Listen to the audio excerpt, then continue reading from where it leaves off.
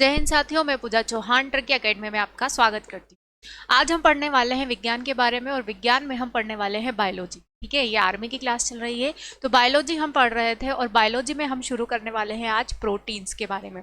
देखिए, समय बहुत कम बचा है, इसीलिए मैं आपको कुछ टॉपिक वाइज फैक्ट लिखवाऊंगी जो कि आपके एग्जाम में पूछे जाते हैं। तो अगर आपने ये फैक्ट पढ़ लिए अच्छे से तो आप हर तरीके के क्वेश्चन सॉल्व कर सकते हो। तो कार्बोहाइड्रेट हमने पढ़ लिया था न्यूट्रिशन में कार्बोहाइड्रेट पहला टॉपिक था, दूसरा है हमारा प्रोटीन। और आज हम किसके बारे में पढ़ने वाले हैं? प्रोटीन के बारे में ही पढ़ने वाले हैं। ठीक है, प्रोटीन।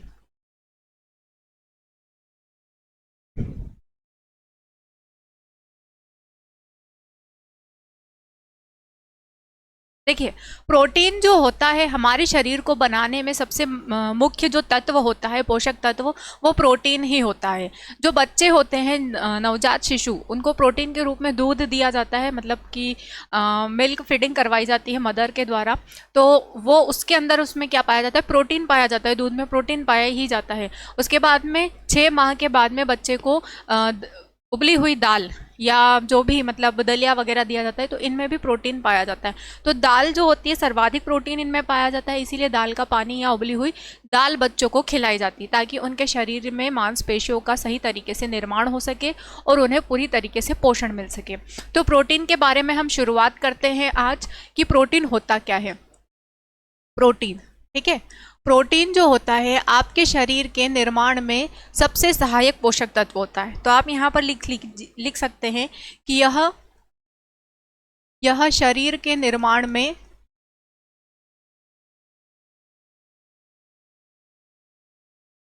सबसे सहायक पोषक तत्व है।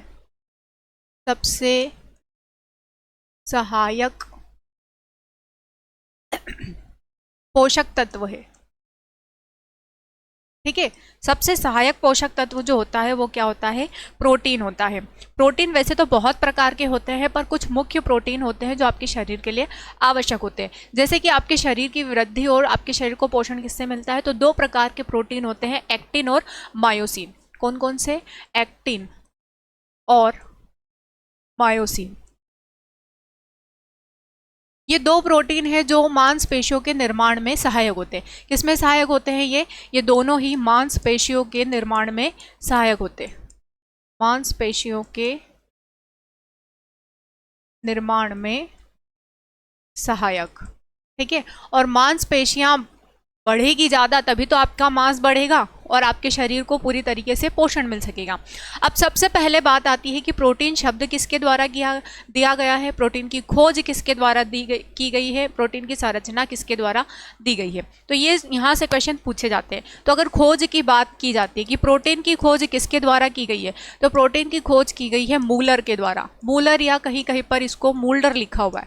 ठीक है, शब्द किसके द्वारा दिया गया है? प्रोटीन शब्द दिया गया है बर्जीलियस के द्वारा। बर्जीलियस के द्वारा प्रोटीन शब्द दिया गया। प्रोटीन की जो संरचना होती है, प्रोटीन का संरचना किसके द्वारा दिया गया है? प्रोटीन की संरचना पावलिंग के द्वारा।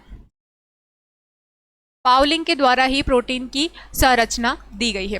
अब सबसे पहले ये बात आती है कि प्रोटीन बने किसके होते हैं। तो प्रोटीन जो होते हैं, या आप ऐसा बोल सकते हैं कि प्रोटीन की जो सबसे छोटी इकाई होती है उसे क्या कहा जाता है? तो प्रोटीन की सबसे छोटी इकाई अमीनो अम्ल कहलाती है।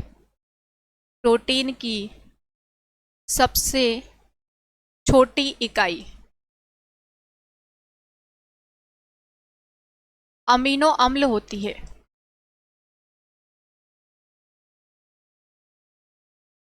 क्या होती है? अमीनो अम्ल। यानी कि बहुत सारे अमीनो अम्ल मिलकर ही क्या बनाते हैं? प्रोटीन बनाते हैं।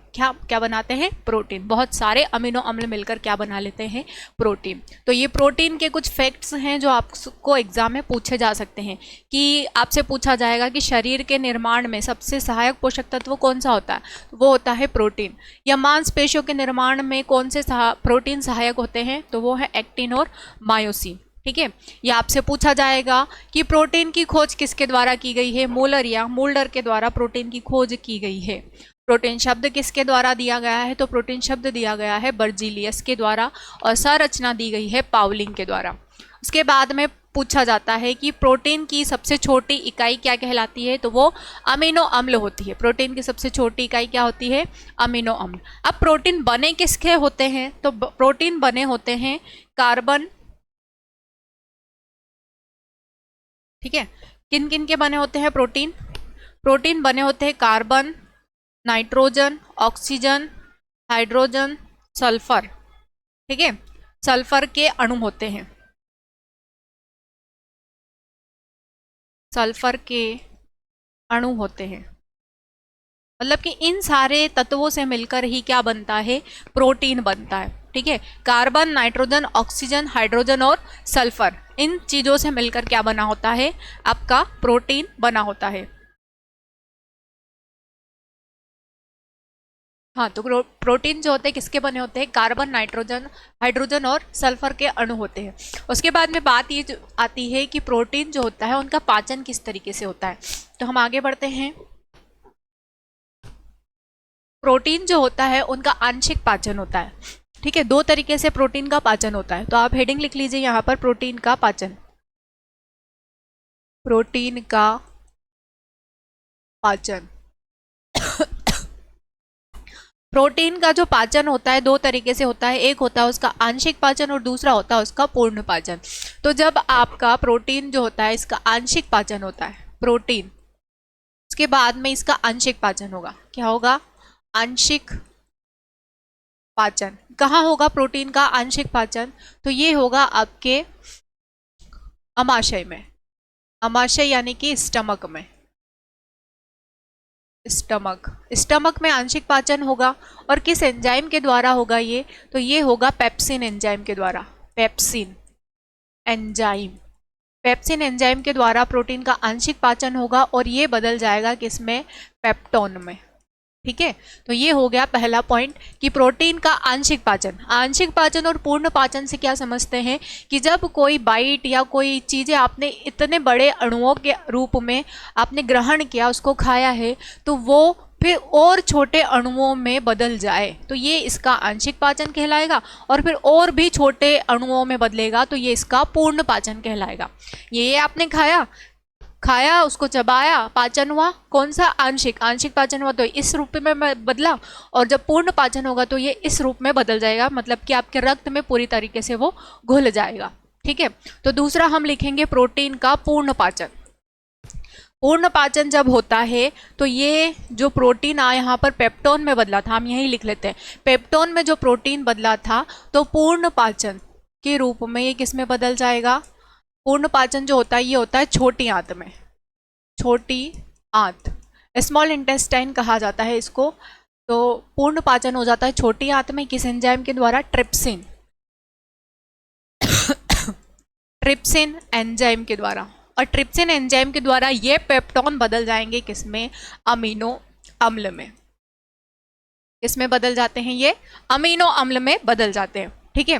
तो ये हो गया प्रोटीन का पाचन कि पहला जो हुआ प्रोटीन का आंशिक पाचन हुआ, और आंशिक पाचन कहाँ हुआ? आपके अमाशय में। क्वेश्चन यहाँ से भी पूछा जाता है कि बताइए प्रोटीन का आंशिक पाचन कहाँ होता है? तो हमारे स्टमक, हमारे उदर भी लिखा हुआ सकता है, हमारे उदर में या अमाशय में या स्टमक में हमारा प्रोटीन का आंशिक पाचन होता है, ठीक है। किस एंजाइम के द्वारा होता है? पेप्सिन एंजाइम के द्वारा।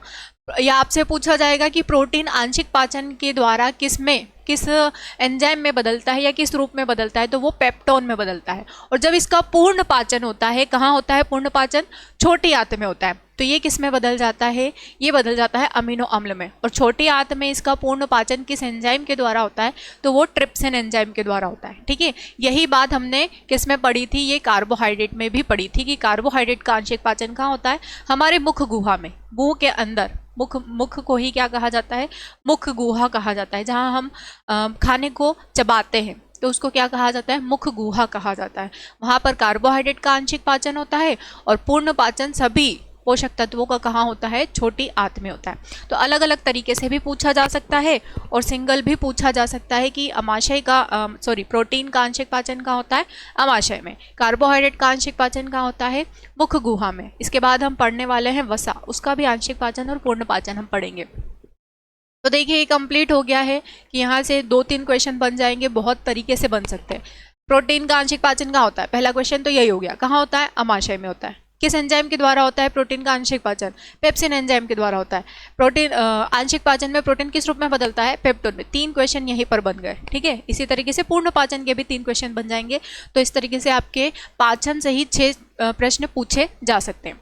अगला जो क्वेश्चन है, इसका अगला जो पॉइंट है वो ये है कि प्रोटीन या अमीनो अम्ल के बीच में कौन सा बंध पाया जाता है? तो बहुत सारे अमीनो अम्ल के बीच में, अमीनो अम्लों के बीच पॉलीपेप्टोइड बंध पाया जाता है।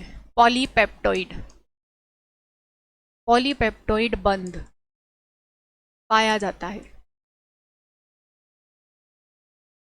ठीक है। कौन सा बंध पाया जाता है? पॉलीपेप्टोइड बंध पाया जाता है। यहाँ से भी क्वेश्चन पूछा जाता है। एक क्वेश्चन ये पूछा जाता है कि शरीर में घाव भरने वाले पोषक तत्व कौन से होते हैं? तो प्रोटीन को ही क्या कहा जाता है? प्रोटीन को घाव भरने वाला कहा जाता है, या प्रोटीन को बिल्डिंग ब्लॉक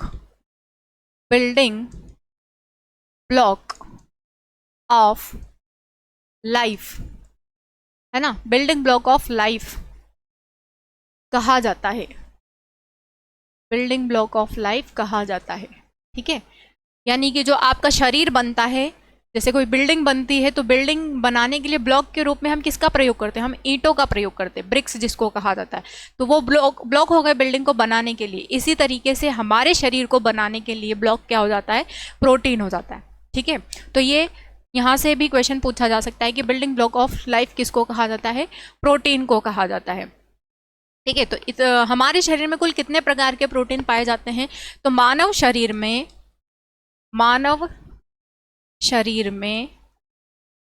22 प्रकार के प्रोटीन पाए जाते हैं। 22 प्रकार के प्रोटीन पाए जाते हैं, ठीक है। कितने प्रकार के पाए जाते हैं? 22 प्रकार के, जिनमें से जो 12 प्रोटीन होते हैं और 10, 2 तरीके से विभाजित किया गया है इनको, 10 और 12 के रूप में। तो जो 10 प्रोटीन होते हैं वो हमारे शरीर में ही बनते हैं, ठीक है। नहीं, जो 12 प्रोटीन होते हैं वो शरीर में बनते हैं, ये शरीर में ही बनते हैं।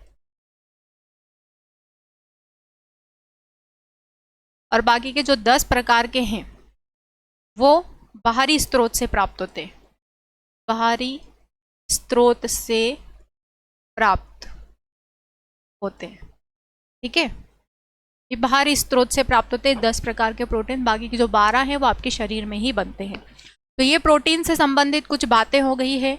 उसके अलावा आपसे पूछा जा सकता है कुछ अंगों के हिसाब से कि किस अंग में कौन सा प्रोटीन पाया जाता है। तो मैं वो भी आपको नोट करवा देती हूँ, आप पहले इतना नोट कर लीजिए। ये काफ़ी इंपॉर्टेंट फैक्ट्स हैं, इन्हीं में से क्वेश्चन पूछे जाते हैं आर्मी की एग्ज़ाम में, और बहुत बार पूछे भी गए हैं। इसीलिए आपको बता दिया है, समय बहुत कम बचा है, इसीलिए आप अपनी तैयारी इस तरीके से कुछ चीज़ें पढ़कर भी कर सकते हैं। न्यूट्रिशन वाला जो टॉपिक है उसमें से बहुत क्वेश्चन पूछे जाते हैं, इसीलिए मैंने आपको न्यूट्रिशन के फैक्ट्स लिखवा रही हूँ मैं डिटेल्ड में। और ये डिटेल्ड इतनी ज़्यादा ज़रूरी है कि आपको पास करवा ही देगी, आप फौजी बन ही सकते हैं, ठीक है। चलिए आगे बढ़ते हैं।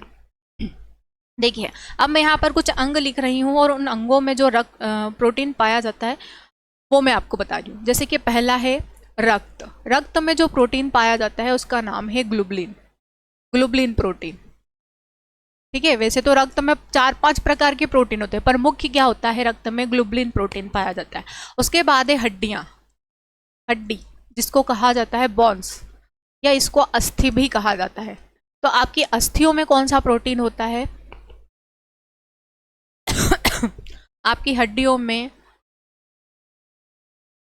आपकी हड्डी की कोशिका का नाम भी पूछा जाता है कि हड्डी की कोशिका का नाम बताइए। तो वो ऑस्टियोसाइट होता है, और इसमें जो प्रोटीन होता है वो होता है ओसिन प्रोटीन।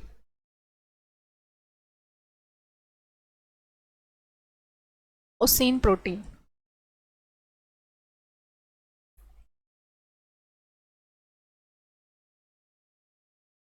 तीसरा है आपके नाखून और बाल, अल्फा केरोटीन प्रोटीन, ठीक है। चौथा है अंडा, एग। अंडे में कौन सा होता है? एल्ब्यूमिन, एल्ब्यू एल्ब्यूमिन प्रोटीन। एल्ब्यूमिन प्रोटीन पाया जाता है अंडे में। उसके बाद में है मकड़ी का जाल। मकड़ी के जाल का पूछा जाता है। मकड़ी के जाल में कौन सा प्रोटीन होता है? Beta carotene. Beta carotene protein. Beta carotene protein किस में पाया जाता है? मकड़ी के जाल में। ठीक है, तो ये कुछ प्रोटीन्स हो गए हैं जिनसे क्वेश्चन पूछे जाते हैं कि रक्त में कौन सा प्रोटीन पाया जाता है? ग्लोबुलिन। हड्डियों में ओसिन प्रोटीन होता है। नाखून और बाल में अल्फा कैरोटीन होता है। अंडे में एल्ब्यूमिन प्रोटीन पाया जाता है। मकड़ी के जाल में बीटा कैरोटीन पाया जाता है। तो ये सारे प्रोटीन से जो एग्जाम में पूछ लिए जाते हैं, खास खास प्रोटीन है। मैंने आपको एक रक्त के थक्के में कौन सा प्रोटीन होता है? रक्त के थक्के में, रक्त के थक्के में प्रोटीन होता है fibrinogen. Fibrinogen protein. Fibrinogen protein पाया जाता है रक्त के थक्के में। ठीक है, तो ये मुख्य प्रोटीन्स हैं जिनके एग्जाम में नाम पूछ लिए जाते हैं। ये आप नोट कर लीजिए। उसके बाद में हम पढ़ते हैं फैट यानी कि वसा। ठीक है, ये प्रोटीन कंप्लीट हो गया है। उसके बाद में हम पढ़ते हैं वसा। ठीक है, उसके बाद में हम विटामिन्स पढ़ेंगे। विटामिन्स आपके लिए बहुत ज़रूरी है। मैं यहाँ पर शॉर्टकट में आपको सारे विटामिन लिख दूंगी ताकि एक चार्ट में ही आपको सारे विटामिन याद हो जाएंगे। आपको बार बार इधर उधर जाने की ज़रूरत नहीं होगी। चलो आगे बढ़ते हैं हम। अगला जो हमारा टॉपिक है वो है फैट यानी कि वसा। तीसरा जो हमारा टॉपिक है फैट है। फैट को लिपिड भी कहा जाता है और वसा भी कहा जाता है। ठीक है, देखिए वसा जो होती है हमारे शरीर में हम जो भी चीज़ें लेते हैं वसा के रूप में, उसके द्वारा निर्मित हो जाती है। जैसे कि हम सब्ज़ी खाते हैं तो सब्ज़ी के अंदर ऑयल होता है, या कुछ लोग घी से भी बघारते हैं। तो घी और तेल जो होता है वो वसा के रूप में प्रयोग की जाती है हमारे शरीर में। हम इनका ज़्यादा मात्रा में प्रयोग नहीं करते हैं, बिल्कुल ड्रॉप फॉर्म में इनका प्रयोग करते हैं, बहुत ही कम मात्रा में इनका प्रयोग करते हैं। क्योंकि अगर ज़्यादा मात्रा में हम इनका प्रयोग करेंगे तो हमारे शरीर में कोलेस्ट्रॉल की मात्रा बढ़ जाएगी, और कोलेस्ट्रॉल की मात्रा बढ़ेगी तो हमारा जो लीवर है, लीवर पर लीवर सिरोसिस हो सकता है, पेट जम सकता है उसके ऊपर, जिसके कारण लीवर ठीक तरीके से काम नहीं कर पाएगा, वो उसमें ब्लॉकेज होने लगेंगे। और साथ ही कोलेस्ट्रॉल की मात्रा बढ़ने के कारण हमारी जो धमनियां हैं, धमनियों में रक्त के साथ साथ वसा जमने लगेगी, क्लॉट होने लग जाएंगे उसमें, और ब्लड का पूरी तरीके से सर्कुलेशन नहीं हो पाएगा। और सर्कुलेशन नहीं होगा तो व्यक्ति को हार्ट अटैक की संभावना हो सकती है। इसीलिए वसा का हम कम से कम ही प्रयोग करते हैं। पर आजकल जो जंक फूड होते हैं उसमें ज़्यादा मात्रा में वसा का प्रयोग किया जा रहा है। जैसे कि चीज़ वगैरह, चीज़ खाते हैं तो उसमें फैट काफ़ी ज़्यादा होता है, और हर किसी को चीज़ काफ़ी पसंद होता है। तो उसके कारण व्यक्तियों में बहुत ज़्यादा हार्ट अटैक की संभावनाएं बढ़ रही है। साइलेंट अटैक काफ़ी आ रहे हैं। तो ये कारण किसका है? वसा के कारण ही होता है। हम भले ही बोलते हैं कि हम वसा का ज़्यादा प्रयोग नहीं करते हैं, लेकिन जंक फूड में हम वसा का प्रयोग ज़्यादा ही कर रहे हैं। तो शुरुआत करते हैं हम वसा की। वसा होता क्या है? तो ये जो होते हैं ये जैविक कण होते हैं। क्या होते हैं ये जैविक कण होते हैं। ये जैविक कण होते हैं। किसके बने होते हैं? तो ये वसीय ऊतक, वसीय ऊतक और ग्लिसरॉल, ग्लिसरॉल के बने होते हैं। ठीक है, किसके बने होते हैं? फैटी, वसीय ऊतक नहीं, वसीय अम्ल आएगा, वसीय अम्ल, फैटी एसिड और ग्लिसरॉल, ग्लिसरॉल के बने होते हैं। ठीक है, किसके बने होते हैं? फैटी एसिड और ग्लिसरॉल से मिलकर क्या बने होते हैं? वसा बनी होती है। अब जो वसा होती है ये दो प्रकार की होती है। ठीक है, कितने प्रकार की होती है ये दो प्रकार की होती है। एक तो होती है संतृप्त वसा। ठीक है, एक जो होती है वो होती है संतृप्त वसा। हम थोड़ा पिछले पेज की तरफ बढ़ते हैं।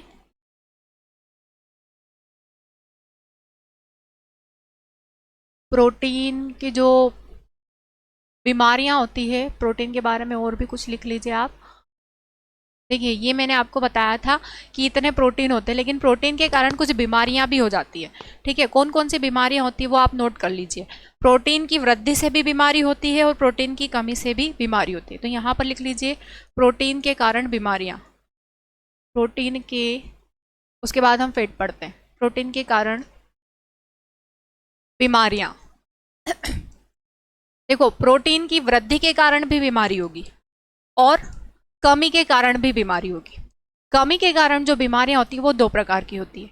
एक होती है क्वाशियोरकर, क्वाशियोरकर, इनमें से आएगा क्वेश्चन एक, क्वाशियोरकर, और दूसरी होती है मरासमस।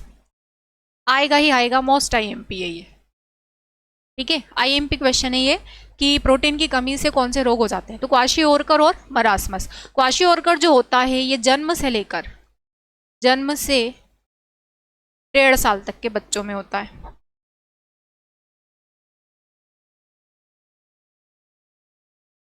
और ये जो होता है ये 1.5 साल से लेकर 5 साल तक के बच्चों में। ठीक है, ये जो होता है मरासमस जो होता है 1.5 साल से लेकर 5 साल तक के बच्चों में होता है। क्वाशियोरकर और मेरासमस के लक्षण मिलते जुलते ही हैं, क्योंकि इसमें शारीरिक और मानसिक तौर पर बच्चा जो होता है कमज़ोर हो जाता है, उसके हाथ पैर गलने लगते हैं, लेकिन पेट ऐसा बाहर की तरफ निकला होता है, हाथ लगाने पर ऐसे काले से गड्ढे से बढ़ जाते हैं, आंखें अंदर धंस जाती है, बाल जो होते हैं थोड़े कम हो जाते हैं, गाल थोड़े निकल जाते हैं। व्यक्ति जो बच्चा होगा बहुत कमज़ोर होगा इसमें। ठीक है, और बहुत ज़्यादा चिड़चिड़ापन रहेगा उसमें, काफ़ी समय तक रोता रहता है। इस तरीके से कैसे उसके लक्षण होते हैं। तो ये पूछा जाता है कि प्रोटीन की कमी के कारण कौन से रोग होते हैं, क्वाशियोरकर और मरासमस। वृद्धि से जो होता है, वृद्धि से किडनी खराब हो जाती है। किडनी खराब होना, कैसे खराब होगी, किडनी कैसे खराब हो जाएगी? तो देखिए, अगर व्यक्ति ज़्यादा मात्रा में प्रोटीन लेगा तो उसके शरीर में यकृत में क्या बनता है, अमोनिया। तो यकृत में अमोनिया ज़्यादा बनेगा और अमोनिया ज़्यादा बनने के कारण यूरिया का निर्माण भी ज़्यादा होगा। यूरिया ज़्यादा बना तो क्या होगा, देखो यहाँ पर अमोनिया ज़्यादा बना, ये एरो है वृद्धि का। ठीक है, अमोनिया ज़्यादा तो फिर यूरिया भी ज़्यादा। अब यूरिया ज़्यादा बना मतलब कि आपके शरीर में मल ज़्यादा बन रहा है, और मल ज़्यादा बनेगा तो फिर क्या होगा, व्यक्ति को ज़्यादा प्रेशर देना पड़ेगा अपने किडनी पर। जब वो फ्रेश होने जाएगा, जब वो मल त्याग करने जाएगा तो प्रेशर देना पड़ेगा उसको। इसीलिए, और प्रेशर देगा तो किस पर असर पड़ेगा, किडनी पर पड़ेगा, और किडनी पर प्रेशर पड़ने के कारण क्या हो सकती है, किडनी डैमेज हो सकती है, किडनी खराब हो सकती है। तो वृद्धि के कारण ये रोग हो सकता है। ठीक है, तो ये चीज़ें थोड़ी स्किप हो गई थी, मैंने आपको बता दी है यहाँ पर, तो ये आप चीज़ें याद रखिएगा। चलो अब हम आगे बढ़ते हैं फेट में। पेट के अंदर हम पढ़ रहे थे, तो फेट जो होता है 2 प्रकार का होता है। वसा जो होती है 2 प्रकार की होती है। एक होती है संतृप्त वसा। ठीक है, 2 प्रकार की वसा है। एक जो है वो है संतृप्त। कौन सी वसा है, संतृप्त, जिसको कहा जाता है सेचुरेटेड, सेचुरेटेड फेट। दूसरी होती है असंतृप्त वसा, जिसको कहा जाता है अनसेचुरेटेड फैट, अनसेचुरेटेड फैट। देखो, संतृप्त वसा जो होती है ये क्या करती है, इसके ऊपर ताप का पूरा पूरा प्रभाव पड़ता है। जैसे कि आपने देखा होगा कि सर्दियों में नारियल का तेल जम जाता है, किस अवस्था में बदल जाता है, ठोस अवस्था में। तो यहाँ पर पहला पॉइंट आप यही नोट कर लीजिए कि इसके ऊपर ताप का पूरा प्रभाव पड़ता है, इस पर ताप का प्रभाव पड़ता है, या ताप बढ़ने पर यह बदल जाता है, इस पर ताप का प्रभाव पड़ता है। और यहाँ आप लिखिए, इस पर ताप का प्रभाव नहीं पड़ता, इस पर ताप का कोई प्रभाव नहीं पड़ता।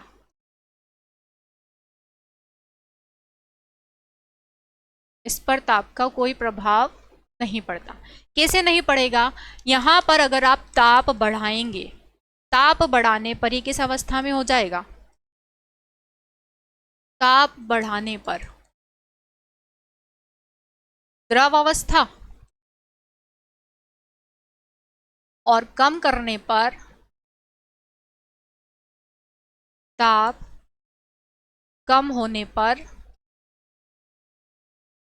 ठोस अवस्था।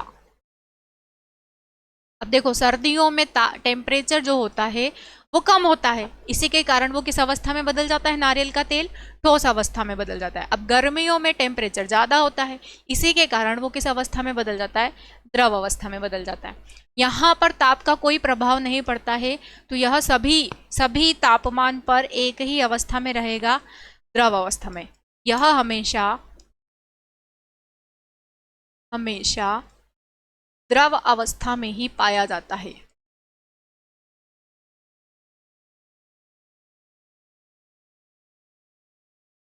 यह हमेशा द्रव अवस्था में ही पाया जाता है। ठीक है, अगली बात समझ में, यह हमेशा द्रव अवस्था में ही पाया जाता है। जैसे कि आपने देखा होगा सोयाबीन तेल है ना, जैसे हम सब्जी बनाते हैं, या सरसों का तेल, उससे भी सब्जी बनाई जाती है, वो हमेशा ही द्रव अवस्था में पाया जाता है, उस पर टेम्परेचर का कोई प्रभाव नहीं पड़ता है। अब ये जो होते हैं ये आसानी से ऑक्सीकृत नहीं होते, ये आसानी से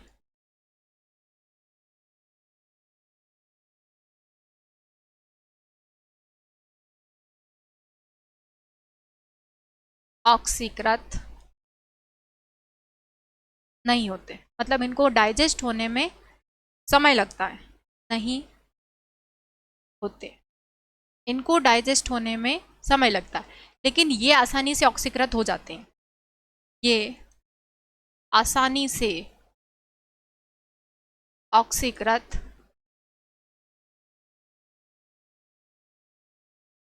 हो जाते हैं, इनका ऑक्सीकरण आसानी से हो जाता है, ये आसानी से पच जाते हैं। ठीक है,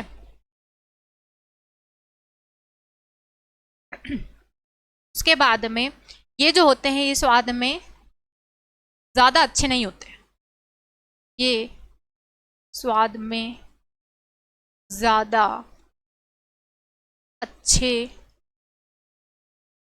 नहीं होते, लेकिन ये स्वाद में अच्छे होते हैं, ये स्वाद में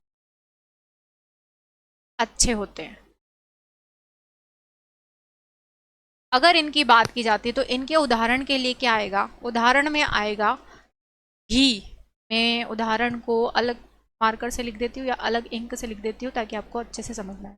उदाहरण में आएगा घी, वनस्पति घी, जिसको आप डालडा घी कहते हैं, वनस्पति घी, इसको हम क्या कहते हैं, डालडा घी। ठीक है, पनीर, चर्बी,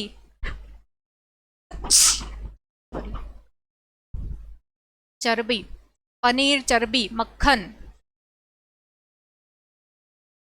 ये सब क्या है, ये सब हैं संतृप्त वसा। ठीक है, असंतृप्त वसा की बात की जाती है तो इसमें उदाहरण क्या आएगा, इसका जो उदाहरण है वो है सोयाबीन तेल, मछली का तेल, मछली का तेल, बादाम का तेल, बादाम, मूंगफली, जैतून, ठीक है, जैतून और सरसों,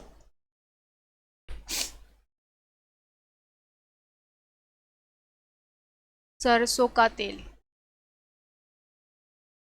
ये सारे तेल जो होते हैं ये क्या कहलाते हैं, ये असंतृप्त वसा कहलाते हैं, क्योंकि ये हमेशा द्रव अवस्था में पाए जाते हैं, इनमें इनकी अवस्था में कोई परिवर्तन नहीं होता। तो यहाँ से क्वेश्चन पूछे जाएंगे कौन से, ये उदाहरण दे देंगे आपको और पूछ लेंगे कि इनमें से कौन सी वसा संतृप्त है या असंतृप्त है। तो ये मोस्ट टाइम भी टॉपिक है ये वाला भी। और इसके बाद में हम पढ़ते हैं कि वसा का जो पाचन होता है वो कहाँ होता है। ठीक है, ये आप नोट कर लीजिए, फिर हम पढ़ते हैं वसा का पाचन।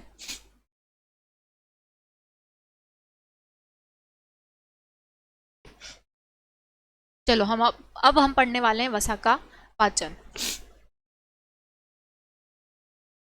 वसा का पाचन, देखो वसा का जो आंशिक पाचन होता है वो कहाँ होता है, वसा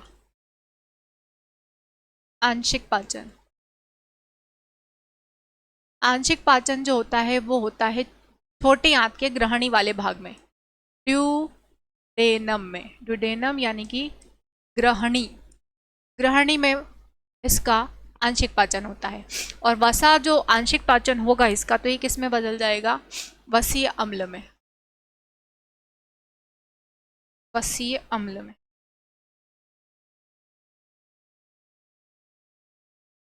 पूर्ण पाचन होगा तो ये बदल जाएगा ग्लिसरॉल में। पूर्ण पाचन ये भी कहाँ होगा? छोटी आंत में। छोटी आंत के 3 भाग होते हैं। तो सबसे पहला जो भाग होता है वो होता है ड्यूडेनम या ग्रहणी, और इसे में आंशिक पाचन होता है। और पूर्ण पाचन होता है मेन छोटी आंत में, वसीय अम्ल। इसमें जो एंजाइम यूज किया जाता है वो है लाइपेज एंजाइम। ठीक है। इसके बाद में ये जो होते हैं वसा क्या करते हैं? वसा जो होती है हमारे मुलायम अंगों की सुरक्षा करती है। क्या करती है? वसा हमारे मुलायम अंगों की सुरक्षा करती है। कैसे करती है सुरक्षा? तो देखिए, आपने जितने भी आपके सॉफ्ट या मुलायम अंग हैं, जैसे कि आपका हार्ट हो गया, हार्ट के ऊपर एक झिल्ली पाई जाती है, कार्डियक झिल्ली। कैसी होती है वो? चिपचिपी होती है, मतलब वसा जैसी होती है, ताकि जो अंदर के अंग है वो आपस में जुड़ ना जाए या वो काम करते करते बंद ना हो जाए, इसीलिए उनमें थोड़ा बहुत ऐसा चिपचिपापन रहता है। ठीक है। उसके बाद में आपकी आंखें हैं, आंखों में लेक्राइमल बोन होती है, उसके नीचे भी एक झिल्ली पाई जाती है। आपका ब्रेन है, ब्रेन में मेनिंजिस झिल्ली पाई जाती है। आपके लंग्स है, उसमें प्लूरा झिल्ली पाई जाती है। तो हर जितने भी अंग होते हैं आपके, उन सभी अंगों की सुरक्षा के लिए एक झिल्ली पाई जाती है, जो कि किससे बनी होती है? जो कि वसीय अम्ल से बनी होती है। ठीक है। उसमें कुछ एंजाइम्स होते हैं, कुछ प्रोटीन्स होते हैं और कुछ मात्रा में वसा भी होती है। तो इनसे वो चिपचिपी होती है ताकि आपके अंग है वो पूरी तरीके से काम करते रहे। उसके बाद में वसा जो होती है आपकी स्किन के नीचे भी एक लेयर होती है, जहाँ जैसे आपको पसीना आता है गर्मियों में, या कोई व्यक्ति है जिसको खाना खाते समय पसीना आ जाता है नाक के ऊपर यहाँ पर, और किसी को सिर पर भी आता है, तो वो किसके कारण होता है? वो पसीने वाली ग्रंथि होती है, तो उन ग्रंथियों के माध्यम से होता है। तो वहाँ भी क्या होता है? फेट होता है, वो पिघलती है गर्मी के कारण और बाहर आ जाती है पसीने के रूप में। ये हमारे स्किन भी हमारे मुलायम अंगों में ही आती है, और इसकी सुरक्षा भी कौन करता है? वसा ही करती है। ठीक है। इसके बाद में आती है वसा से होने वाली बीमारियां। अब देखो, वसा के कारण, वसा की वृद्धि से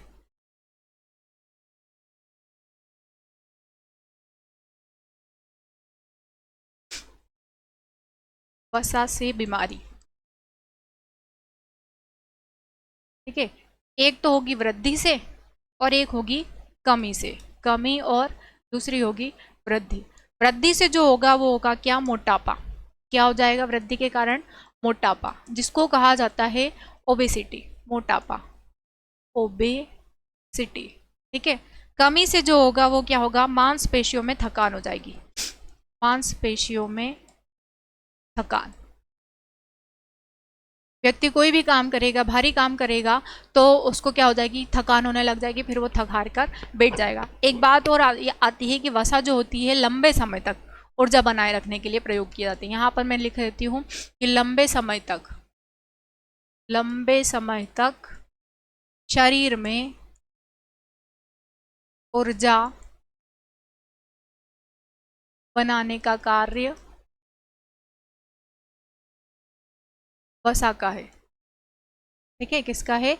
वसा का। लंबे समय तक ऊर्जा बनाए रखने का काम कौन करता है? वसा करती है। ये क्वेश्चन पूछा जाता है एग्जाम में। मांसपेशियों में थकान होगी, व्यक्ति के थोड़ा बहुत भी काम करेगा व्यक्ति थक जाएगा, मतलब उसको क्या है? शरीर में फैट की कमी है। और अगर फैट ज़्यादा हो गया तो व्यक्ति में मोटापा हो जाएगा, ओबेसिटी हो जाता है। ओबेसिटी को मेजर करने का एक फॉर्मूला होता है body mass index. Body mass index, क्या फुल फॉर्म है इसका? Body mass index. Body mass index कहा जाता है इसको। इसका फॉर्मूला होता है, फॉर्मूला मैं लिख देती हूँ यहाँ पर,